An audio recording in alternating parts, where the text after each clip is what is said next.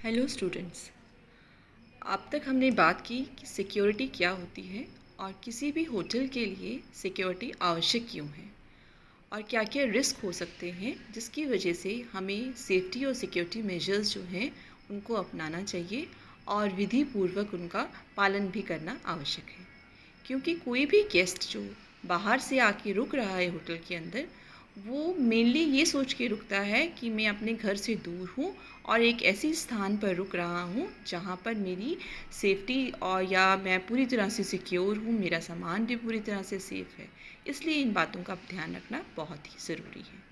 मैं doctor Preeti Raina, assistant professor tourism management, government college for women, Faridabad से। और आज का टॉपिक हम शुरू करते हैं टाइप्स ऑफ सिक्योरिटी। बेसिकली तो जो सिक्योरिटी के टाइप्स हैं, बेसिकली अगर हम होटल के तरफ से बात कर रहे हैं या होटल को ध्यान में रखते हुए बात कर रहे हैं, तो बेसिकली 3 एस्पेक्ट्स आते हैं, 3 चीज़ों का ध्यान होता है उसके अंदर। टाइप्स हैं, एक है फिज़िकल एस्पेक्ट, दूसरा है हमारा सेफ्टी एंड सिक्योरिटी पर्सन से, और तीसरा है safety and security of system. तो सबसे पहले हम शुरू करते हैं हमारा basically physical aspect. Physical aspect जो हो गया बेसिकली जो हमें दिखाई दे रही हैं चीज़ें जो हमारे को, और दिखाई दे रही हैं इंटरनली होटल के अंदर और दूसरी एक्सटर्नली भी हो सकती हैं। इंटरनल सिक्योरिटी की बात करें तो इंटरनल एस्पेक्ट्स जो हैं वो हैं, जैसे कि अगर हम सिक्योरिटी हमें ध्यान रखनी है अगेंस्ट थेफ्ट, यानी कि चोरी के मामले भी काफ़ी हो सकते हैं। कई बार गेस्ट होता है, उसको कंप्लेंट होती है कि मेरा सामान चोरी हो गया, मेरी कोई चीज़ चोरी हो गई है, वो जो मेरे साथ में लेके आया था मैंने रूम में छोड़ी थी, रूम लॉक किया था, पर हो सकता है हाउसकीपिंग ने चुरा ली। बहुत सारे ऐसे इश्यूज़ हो जाते हैं। इसी तरह से इंटरनल सिक्योरिटी में आता है फायर सेफ्टी। बहुत सारे किसी कारणों की वजह से हो सकता है, ऐसे कारण हो सकते हैं जिनकी वजह से कहीं पर आग लग जाए, क्योंकि होटल के अंदर जो है इन चीज़ों का ध्यान रखना बहुत ज़रूरी है। किचन के अंदर काम हो रहा होता है, वहाँ पर भी जो है आपका सेंसिटिव एरिया होता है जहाँ किसी कारण से आग लग सकती है। उसी तरह से किसी इलेक्ट्रिक शॉक की वजह से कोई इलेक्ट्रिक सप्लाई का डिफ़ॉल्ट हो सकता है, क्योंकि इक्विपमेंट्स यूज़ होते हैं। किसी की गलती की वजह से सिगरेट इधर उधर छोड़ दिया, उन वजह से हो सकती है, तो वो भी एक फ़ायर सेफ्टी बहुत इम्पॉर्टेंट है। साथ ही ये प्रॉपर लाइटिंग सिस्टम। होटल के अंदर बहुत सारे एरियाज़ ऐसे होते हैं जो थोड़े से अकेले भी होते हैं, क्योंकि नॉर्मली आप घरों की तरह या गलियों की तरह लोग बाहर आपको नज़र नहीं आएंगे, सब लोग अपने होटल रूम्स में होते हैं। तो आप जब इधर उधर घूम टहल रहे हैं तो कोई लॉबी या कोई एरिया जो सुनसान हो सकता है, पर अगर वहाँ लाइटिंग सिस्टम प्रॉपर ना हो तो कोई प्रॉब्लम इशू हो सकता है। आप फिसल गए, आप किसी चीज़ से टकरा गए, आपको चोट लग गई, या किसी ने मिसबिहेव किया, कोई भी किसी भी टाइप का इशू, तो उस एरिया की सेफ्टी भी बहुत ही आवश्यक है। इसी तरह से जो हमारे एसेट्स हैं उनको भी सेफ गार्ड करना है, उनका भी ध्यान रखना है। होटल है, आप देखते हैं होटल के अंदर हर सामान बहुत ही, जो ओनर होता है उसने बहुत ही तरीके से बहुत ही कीमती सामान रखा होता है, बेस्ट सामान रखा होता है कि जो इंटरनेशनल स्टैंडर्ड का हो, जो भी वहाँ पर चाहे वो सीनरीज़ वहाँ लगाई गई हों, चाहे होटल के अंदर डेकोरेशन का सामान लगाया गया हो, तो बहुत सारी चीज़ें जो हैं उन एसेट्स का भी ध्यान रखना आवश्यक है। और इसी तरह से इंटरनल सिक्योरिटी में आता है कि कई बार जो हमें ये भी देखना पड़ता है कि कोई अनवांटेड गेस्ट ना आ जाए, उसकी ट्रैकिंग करनी भी आवश्यक होती है कि होटल के अंदर जो हमने बुक किए हुए हैं, होटल बुकिंग के, उसके अलावा कोई और outsider without permission, without booking तो नहीं आके रुक गया है। ये सारे भी जो हैं सेफ्टी और सिक्योरिटी के इश्यूज़ आते हैं इंटरनल में। अब हम बात करते हैं फिज़िकल एस्पेक्ट्स की एक्सटर्नल सिक्योरिटी। एक्सटर्नल सिक्योरिटी हो गया कि जो हमारा पूरा बिल्डिंग है होटल का, उसके आसपास जो है प्रॉपर लाइटिंग सिस्टम होना ज़रूरी है। और क्योंकि रात के वक्त जो है बहुत आवश्यक है कि हर कोने के अंदर रोशनी हो, जिसकी वजह से कोई भी इशू जो है, कोई भी प्रॉब्लम क्रिएट ना हो, तो वो देखना बहुत आवश्यक है। और साथ ही प्रॉपर फेंसिंग होनी चाहिए बिल्डिंग की। फेंसिंग जो भी तारबंदी है, घेराबंदी है, या कोई और तरीके से हमने किया हुआ है, इलेक्ट्रिक वायर्स लगाए हुए हैं, ताकि बाहर से कोई भी अंदर अनवांटेडली या कोई चोरी के उससे, टेररिस्ट के इंटेंशन से कोई भी अंदर दाखिल ना हो सके। तो ये बहुत ही आवश्यक है। इसी तरह से जो हमारा पूल एरिया है, अगर रात के वक्त भी कई बार गेस्ट होता है जो रात के वक्त भी पूल की फैसिलिटीज़ जो है वो ले सकता है, अवेल कर सकता है। तो पूल के आसपास जो है जब हम जाते हैं तो आसपास पानी भी हो सकता है, कई बार स्लाइड करने के, गिरने के चांसेस भी हो जाते हैं और बहुत सारी प्रॉब्लम्स हो सकती हैं। तो उसलिए उस एरिया के अंदर भी प्रॉपर लाइटिंग सिस्टम होना आवश्यक है। तो इसी तरह से गेस्ट की एंट्री वो बहुत इम्पॉर्टेंट है कि मेन गेट जो है आपका, जहाँ से गेस्ट एंटर करता है, वहाँ पर कोई ना कोई पर्सन आपके होटल का एम्प्लॉय नियुक्त किया गया हो जो कि इस बात का ध्यान रखेगा कि एंट्री उन्हीं गेस्ट को मिलेगी जिनकी होटल बुकिंग है। इसका मतलब उसको चेक किया जाएगा, उसका अपॉइंटमेंट है या नहीं है, वहाँ पर उसका बुकिंग की गई है या नहीं की गई है। अगर वो बुकिंग करने के उद्देश्य से भी आया है, चेक इन गेस्ट भी हो सकता है, वॉक इन गेस्ट भी हो सकता है, तो भी उसके बारे में पूरी जानकारी आप, उसका सारी चीज़ें इन्फॉर्मेशन आप उससे गेट पर पहले ले लेंगे। ऐसा नहीं है कि कोई भी आके अंदर घुस जाए, वो बहुत इम्पॉर्टेंट है। और इसीलिए जो है एक्सटर्नल सिक्योरिटी के अंदर आपके जो क्लोज सर्किट टीवी कैमरास हैं, सीसीटीवी कैमरास चारों तरफ हर कोने में जो है लगे होने चाहिए, जो हर एरिया को कवर करते हैं, जिससे कि आप ये जान पाएँ कि कौन अंदर एंटर हुआ है और उसके बारे में उस जो है पूरी जानकारी हमें मिल सकती है। ये तो था हमारा फिजिकल एस्पेक्ट, पहला एस्पेक्ट। सेकेंड हमारा एस्पेक्ट है security aspect of the persons. Person से रिलेटेड, पर्सन कौन है हमारे होटल के अंदर? एक तो हमारे स्टाफ मेंबर्स हैं और दूसरे हमारे गेस्ट हैं। और सिक्योरिटी या सेफ्टी हमें दोनों की ही बहुत आवश्यक है। तो सबसे पहले अगर हम बात करते हैं हमारे स्टाफ मेंबर्स की, तो स्टाफ मेंबर्स की सिक्योरिटी की इश्यूज़ जो हैं उसके लिए हमें क्या ध्यान रखना, सबसे पहला सबसे इम्पॉर्टेंट कि जब हम उनकी रिक्रूटमेंट करते हैं, जब हम उनका सिलेक्शन करते हैं, हम उन्हें अपॉइंट करते हैं अपने होटल के लिए, सर्विसेज के लिए, तो हमारे लिए बहुत ज़रूरी है कि हम ये देखें कि उनका पूरा का पूरा बैकग्राउंड है, उसके बारे में इंफॉर्मेशन ज़रूर कलेक्ट कर लें कि वो कहाँ से बिलोंग करता है, क्या किस तरह का है, उसका कोई क्रिमिनल बैकग्राउंड तो नहीं है। ये सारी जानकारी हमें होनी आवश्यक है। दूसरा है आइडेंटिफिकेशन ऑफ स्टाफ। जब स्टाफ मेंबर्स अंदर एंटर करते हैं उनकी आई कार्ड्स होने चाहिए उनके पास में, ताकि आप ये चेक कर सको कि हाँ ये हमारे स्टाफ मेंबर्स हैं और इनको अंदर आने की परमिशन दी जा सके। साथ साथ ये भी ज़रूरी है कि आप ये देखो कि अगर उसकी ड्यूटी है, क्योंकि कई बार जो है होटल्स के अंदर ड्यूटी जो है वो शिफ्ट के अकॉर्डिंगली भी होती है, तो आपको ये चेक करना ज़रूरी है रजिस्टर से कि हाँ इसकी शिफ्ट है या नहीं है, इसको परमिशन दी जाए या नहीं दी जाए।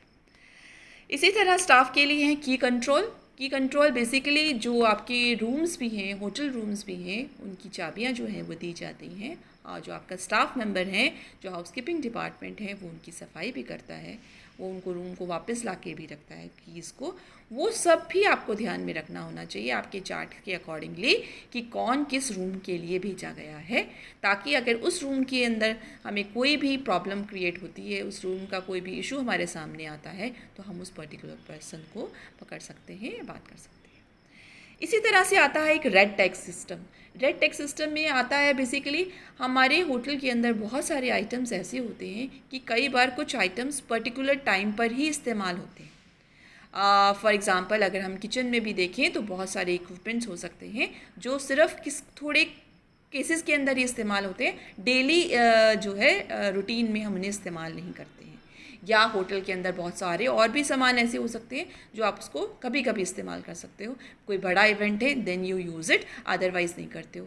तो उस तरह से हम जो भी सामान होता है, हमारा एसेट्स होते हैं, उनकी टैगिंग कर देते हैं और उसको नोट डाउन करके रखते हैं कि ये पर्टिकुलर सामान है, ये इस एरिया में रखा हुआ है, ताकि कभी किसी को भी आवश्यक होगी वो वहाँ से उसे उठा सकता है। और इस टाइप से ये क्लियरिटी होती है कि ये सामान हमें कब कब आवश्यक होता है। और अगर हमें थोड़े समय के बाद ऐसा भी लगता है कि कोई ऐसा सामान है जो हमारे ज़्यादा काम का नहीं है, तो उसको हम डिस्पोज आउट भी कर सकते हैं। ये सारी चीज़ें भी हमारे पास समझ में क्लियरिटी होनी चाहिए, ताकि जब हम स्टॉक वेरीफाई करें तो हमारे लिए क्लियर हो। इसी तरह से आता है हमारा ट्रेनिंग। स्टाफ की ट्रेनिंग बहुत इम्पॉर्टेंट है।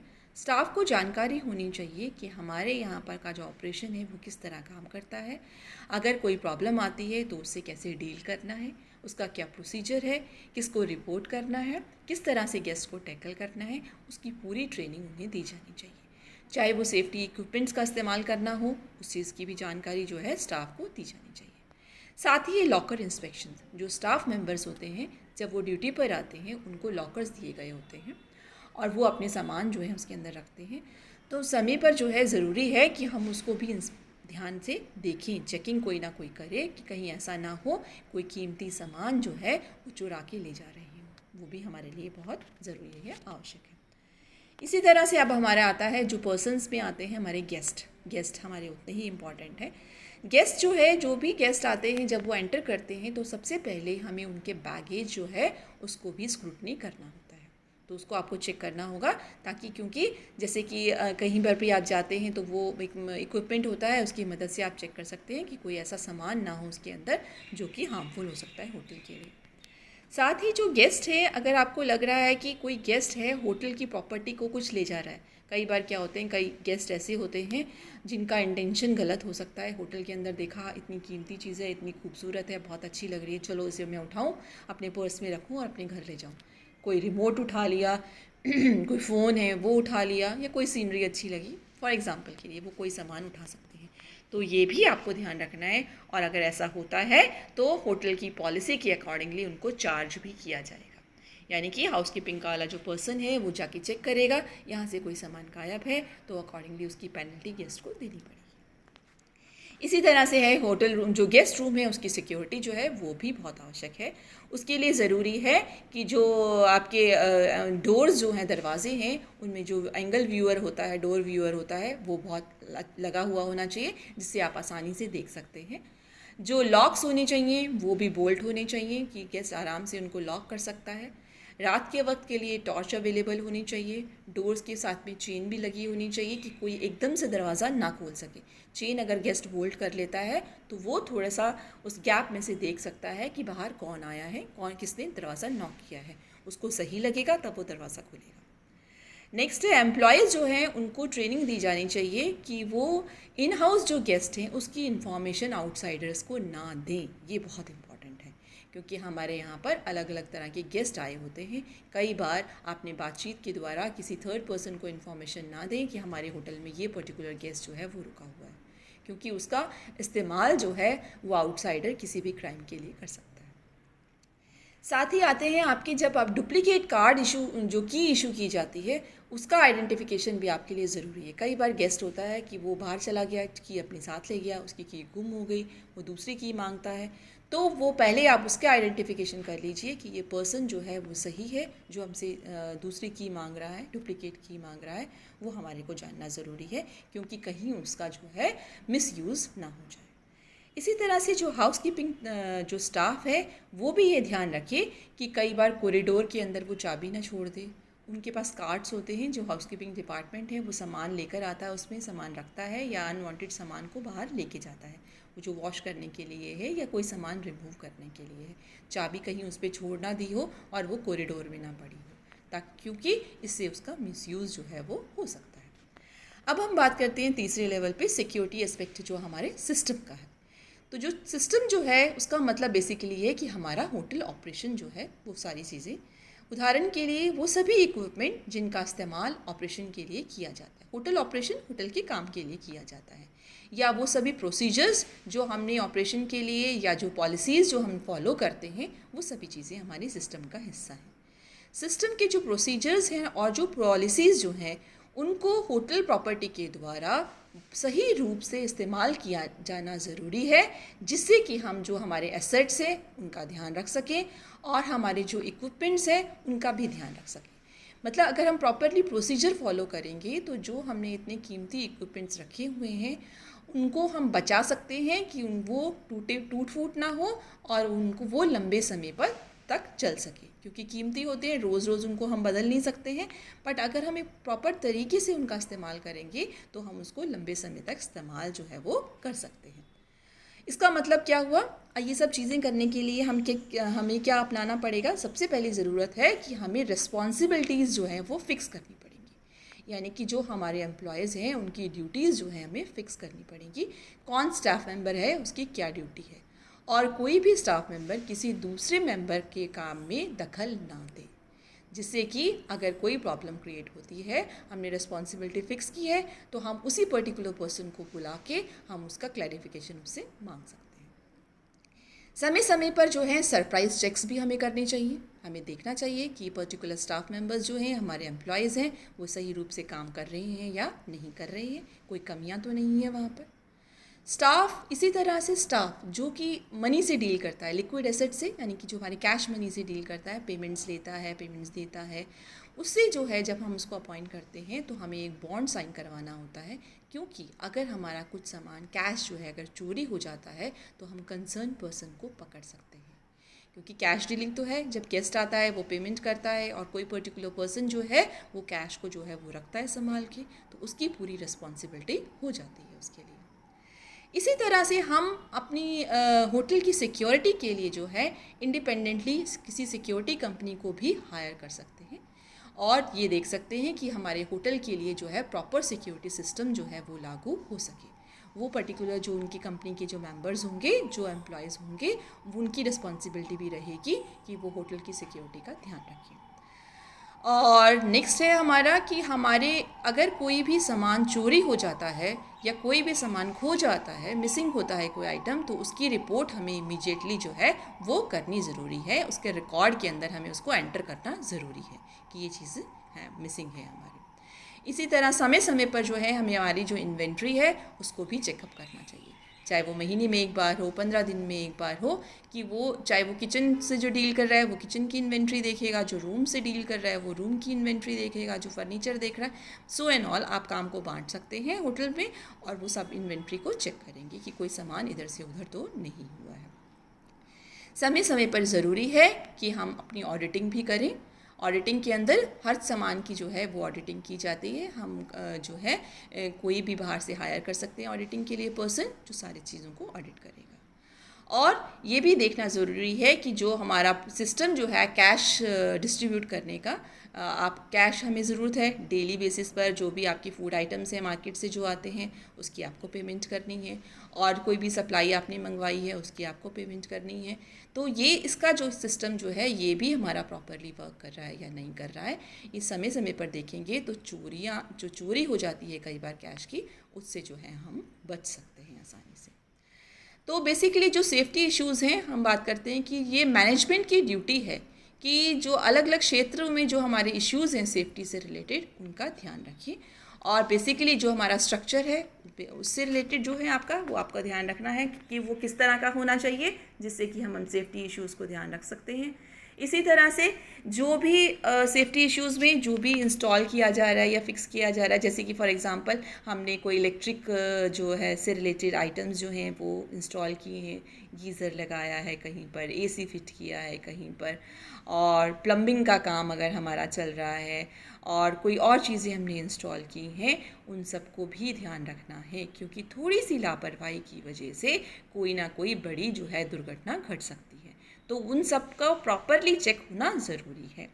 इसी तरह से जो भी आपका पब्लिक एरिया है या वर्क एरिया जहाँ पर लोग काम कर रहे हैं वो भी प्रॉपर होने चाहिए। कई बार अगर आपका फ्लोर स्लिपरी है उससे कोई ना कोई एक्सीडेंट हो सकता है। आपको ये ध्यान रखना है कि जहाँ पर लोग काम कर रहे हैं उस एरिया में कोई ऐसा रुकावट ना हो जिससे दुर्घटना हो सकती है, जो हैज़ार्डियस हो सकता है, वो आपको ध्यान रखना है। जो फर्नीचर है उसकी सेफ्टी का ध्यान रखना है। हो सकता है कोई आपका सोफ़ा रखा है उसकी जो टांग है जो उसको जो है लेग जो है वो टूटा हुआ है जिससे कोई गिर सकता है, या जो भी इक्विपमेंट्स हैं या जो भी हम बर्तनों को इस्तेमाल कर रहे हैं वो सब एरियाज़ के लिए ज़रूरी है उनका प्रॉपर चेकिंग हो क्योंकि किसी भी कारण से दुर्घटना जो है वो नहीं होनी चाहिए।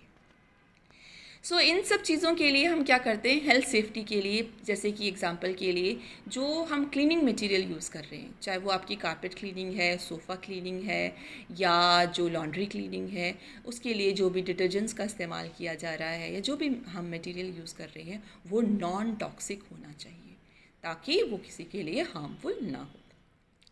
साथ ही जो होटल के अंदर जो एयर है उसकी क्वालिटी अच्छी होनी चाहिए और वो डिपेंड करती है कि इस टाइप की आप इक्विपमेंट जो हैं इस्तेमाल कर रहे हैं। अगर हो सकता है कई बार जो एसी है वो फ्रेश एयर नहीं दे रहा है आपकी क्योंकि उसको मेंटेनेंस की कमी है, कई साल हो चुके हैं, उसकी आपने रिपेयर नहीं करवाई है, इस टाइप से बहुत सारे इश्यूज़ हो सकते हैं तो उनका ध्यान रखना ज़रूरी है। कहीं से गैस लीक हो रही है आपकी, वो ध्यान रखनी ज़रूरी है, चाहे वो किचन हो आपका, उसकी बहुत ज़रूरत है। साथ ही फूड सेफ्टी जो है वो बहुत ही इम्पॉर्टेंट है। फूड सेफ्टी के लिए प्रॉपर सैनिटेशन, प्रॉपर साफ़ सफाई की आवश्यकता है। फूड की क्वालिटी की जांच होनी चाहिए। खाना जो है इधर उधर गिरा हुआ ना हो, और जो है आप उसके लिए जो है सही तरीका जो है वो अपनाना बहुत ज़रूरी है। ये भी ध्यान रखना है कि खाने को अगर हमने सेफ़ रखना है तो प्रॉपर किस टेम्परेचर पे उसको रखा जाए, और उसके लिए प्रॉपर कंट्रोलिंग मेजर्स होने चाहिए कि किस तरह से हम चेक कर सकते हैं कि कोई भी हमारा फूड से रिलेटेड आइटम है वो ख़राब ना हो। इसी के अंदर बहुत ही इम्पॉर्टेंट है इन सब चीज़ों के लिए हम प्रिवेंटिव मेजर्स ले सकें ताकि कोई भी हम बीमारी ना फैले। कई बार अगर हमने प्रिवेंशन नहीं लिया तो कोई ना कोई कॉन्टेजियस डिजीज़ जो है वो भी फैल जाती है, तो उसकी सुरक्षा का भी हमें ध्यान रखना है। तो उसके लिए बहुत ज़रूरी है फूड एंड बेवरेज से रिलेटेड जो है कई बार आप जो रेगुलरली मेडिकल चेकअप से भी करा सकते हैं। आप किसी के द्वारा बुला के वो आके सभी फूड आइटम्स को चेक करें, उनकी क्वालिटी चेक करें कि किसी भी कारण से कोई बीमारी जो है वो ना फैले। इनको इम्प्लीमेंट करने के लिए हमारे प्रिवेंटिव मेजर्स होने चाहिए। पॉलिसीज़ और प्रोसीजर्स जो हैं वो बनाए हुए होते हैं, चाहे वो एम्प्लॉय से रिलेटेड है, और उनको हमें फॉलो करना ज़रूरी है जिसकी वजह से एम्प्लॉयज़ के भी एक्सीडेंट ना हो और खाने को भी कोई ख़तरा ना हो। एम्प्लॉय के अगर आप किचन में काम कर रहे हैं और आपका जो काम करने के लिए सामान इस तरह से फैला हुआ है कि कोई भी पर्सन काम करते करते टकरा सकता है, गिर सकता है, वो टकराया, वो काम कर रहा है, कढ़ाई में तेल रखा हुआ है, वो गिर गया, तो मतलब कोई भी छोटी बड़ी घटना हो सकती है। इसलिए हर स्टेप के लिए प्रॉपर प्रोसीजर्स का होना बहुत आवश्यक होता है। तो जो हमारा कलनरी स्टाफ है जो खाने पीने से रिलेटेड है वो खाना भी बनाते हैं, सब्जियां भी काटनी होती हैं। कई बार सब्ज़ी काटी, उसको चोट लग गई तो बहुत ज़रूरी है इमीडिएटली वो फ़र्स्ट एड करें, क्योंकि कई बार उसने फ़र्स्ट एड नहीं की और उसका ब्लड बह रहा है तो उससे वो खाना भी कंटेमिनेटेड हो सकता है। कई बार उसका ट्रीटमेंट पूरा नहीं हुआ, उसने ज्वाइन कर लिया आके, वहाँ उसमें पस हो गया, इन्फेक्शन हो गया, वो एक कारण हो सकता है फूड को स्पॉइल करने का। उसको तो यानी कि जब तक कि वो पूरी तरह ठीक नहीं हो जाएगा वो ड्यूटी पे ना आए। तो इसलिए कोई भी पर्सन जिसको ऐसी कोई प्रॉब्लम होती है तो उसको फूड हैंडल करने के लिए ड्यूटी से स्टॉप कर देना चाहिए ताकि वो ना करे, और जो एग्जीक्यूटिव शेफ़ है उसको इन्फॉर्मेशन दी जानी चाहिए ताकि फ़र्स्ट एड उसको दी जा सके और उसकी प्रॉपर ट्रीटमेंट होनी चाहिए। प्रॉपर जब उसकी हीलिंग हो जाए तभी वो जॉब को आके अपनी ज्वाइन करे, ये बहुत आवश्यक है। क्योंकि हमने देखा है कि घर में तो क्या होता है, ज़रा सा जल गया, ज़रा सा कट गया, फिर भी हम काम कर रहे हैं, बट घर में हम लोग हैं, बट होटल के अंदर बाहर से गेस्ट आए हुए हैं, ज़रा सी गलती की वजह से अगर कोई प्रॉब्लम क्रिएट हो जाती है तो होटल की रेपुटेशन ख़राब हो जाती है, वो बहुत इम्पोर्टेंट है। तो इसी तरह से कुछ बेसिक जो रिक्वायरमेंट्स हैं वो बहुत ज़रूरी हैं, जैसे कि ड्रेस की रिक्वायरमेंट। हमने बोलते हैं कि जो लोग फूड से रिलेटेड हैं या शेफ़्स जो हैं वो हैट लगाते हैं, एप्रन बांधा होता है, ये छोटी छोटी बातें हैं, बट एप्रन अगर बांधा है या आपने हैट लगाया हुआ है उसका पर्पज़ है कि आपका बाल जो है सर का वो उसमें ना गिर जाए। इसी तरह से अगर लेडीज़ जो हैं वो काम कर रही हैं तो वो जूड़ा बना के रखें, कैप लगा के रखें, और उनका कोई भी उन्होंने बड़े बड़े इयररिंग्स ना पहन रखे हों, हाथ में बड़े बड़े बैंगल्स ना पहन रखे हों, जिससे कोई चीज़ टकरा जाए, ध्यान किसी का इधर उधर हो जाए और कोई दुर्घटना हो जाए, तो ये बहुत ही ज़्यादा आवश्यक होता है। और इसी तरह से बहुत इम्पॉर्टेंट है कि हम काम करते वक्त जो भी टूल्स या जो भी औज़ार जो है उनका इस्तेमाल कर रहे हैं वो सही रूप से करें, जो भी प्रोसीजर्स कर रहे हैं उनका ध्यान रखें। अगर हमने सामान ऊपर से उठाना है, थोड़ी ऊंचाई से उठाना है, तो अगर हमने कोई सीढ़ी का इस्तेमाल कर रहे हैं वो स्टेबल होनी चाहिए ताकि कोई पर्सन गिरे ना। शेल्फ्स अगर हमने बनाए हुए हैं उससे हम सामान उठाना हमारे लिए आसान होना चाहिए। हम काम कर रहे हैं कहीं बिजली या पानी के साथ में या रसोई में या जहाँ पर भी, तो जो हम शूज़ पहन रहे हैं वो सेफ्टी शूज़ होने चाहिए हमारे। इसी तरह से जो हम गारमेंट्स पहन रहे हैं वो जो है उनकी फ़िटिंग सही होनी चाहिए। फ़िटिंग का मतलब है अगर हम लूज़ फैले हुए कपड़े पहन रहे हैं वो अटक सकता है इधर उधर कहीं पर, जिससे गिर सकते हैं, दुर्घटना हो सकती है। इसी तरह से जो भी सेफ्टी प्रोसीजर्स हैं वो सही रूप से क्लियरली लिखे हुए होने चाहिए, गाइडलाइंस मैनेजमेंट के द्वारा दी होनी चाहिए। और इसके लिए ज़रूरी है कि सेफ्टी से रिलेटेड जो है पूरे सभी स्टाफ को प्रॉपर ट्रेनिंग की आवश्यकता है, उनको ट्रेनिंग दी जानी चाहिए जो इन सब बातों का ध्यान रखें। जो भी इक्विपमेंट्स लगाए गए हैं उनको पूरी तरह से सही रूप से इंस्टॉल किया जा सके। जैसे कि आप फायर सेफ्टी के लिए फायर फाइटिंग यूनिट्स लगी हैं। अब कई जगह देखा है आपने, यूनिट्स तो लगी हुई हैं पर सालों हैं, उनका ज़रूरत नहीं पड़ी तो चेक भी नहीं किया गया उनमें गैस पानी ये सारी चीज़ें हैं या नहीं, वो प्रॉपरली चलती हैं या नहीं चलती हैं। तो वो सब चीज़ों भी समय समय पर मेंटेन होनी जो है वो बहुत ही आवश्यक है। जहाँ पर काम करने की जगह है वहाँ पर जो एरिया है वो खुला होना चाहिए, इतना होना चाहिए कि जितने लोग वहाँ पर काम कर रहे हैं वो आसानी से मूवमेंट कर सकें। ये भी ज़रूरी है, जितना स्टाफ वहाँ कर सकता है बिना किसी दुर्घटना के उतना ही वहाँ रखा जाना चाहिए। मतलब अगर 4 लोगों का स्पेस है तो 4 ही होने चाहिए, ये नहीं कि आप 10 लोग वहाँ पर खड़े कर दो तो दुर्घटना की पॉसिबिलिटी बढ़ जाती है। और समय समय पर जो है कंटिन्यूसली जो है ट्रेनिंग की आवश्यकता होती है, वो वर्क प्रोसीजर से रिलेटेड उनको ट्रेनिंग दी जानी चाहिए। हम ये देखते हैं इस सब के लिए जो है हम प्रॉपरली अगर कम्प्रिहेंसिव यानी डिटेल ट्रेनिंग अगर जो है दी जा सके, पॉलिसीज़ जो हैं ऑर्गेनाइजेशन की वो बिल्कुल क्लियर होनी चाहिए। कोई भी वर्क प्रोसीजर जो है क्लियरिटी के साथ में हर एम्प्लॉय को पता होना चाहिए, कोई भी कार्य जो है सिस्टमेटिक तरीके से कैसे किया जाएगा। ऐसा नहीं है कि किसी की कोई मर्ज़ी है वो अपनी मर्ज़ी से उसे चेंज करेगा, नहीं, प्रोसीजर सेम अडॉप्ट किया जाना चाहिए ऑर्गेनाइजेशन के द्वारा, और साथ साथ उसको सही रूप से लागू भी किया जाना चाहिए। और जो सुपरवाइज़र्स हैं हमारे या एम्प्लॉयज़ हैं और जो है उनकी प्रॉपर ट्रेनिंग भी होनी चाहिए और उसका सुपरविज़न भी होना आवश्यक है जिससे उसको कंट्रोल किया जा सके। तो इस तरह से अगर हम प्रॉपरली काम करेंगे तो हमारी जो है वर्किंग जो है वो सही रहेगी और हमारा जो है कार्य भी सेफ़ रहेगा, हमारा एम्प्लॉय भी और हमारा गेस्ट जो है वो सभी सेफ़ रहेंगे। So thank you.